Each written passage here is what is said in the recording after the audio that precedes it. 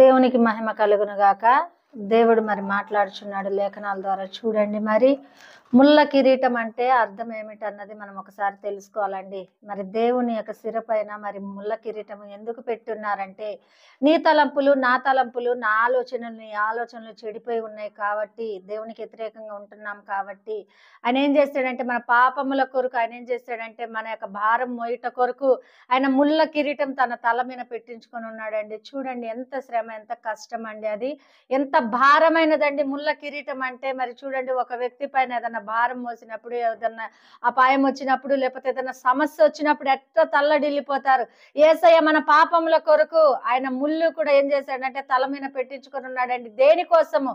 మనల్ని ఆయన ప్రేమిస్తున్నాడు కాబట్టి, మనల్ని ఏం చేస్తున్నాడు, ఆయన కొని ఉన్నాడు కాబట్టి, ఇలువ పెట్టి కొని ఉన్నాడు కాబట్టి, మనల్ని ప్రేమిస్తున్నాడు కాబట్టి, ఎవరు చేయలేని త్యాగం ఆయన చేస్తున్నాడండి. ఎవరు చేస్తారు ఇవాళ రేపు త్యాగం? చూడండి, బిడ్డలు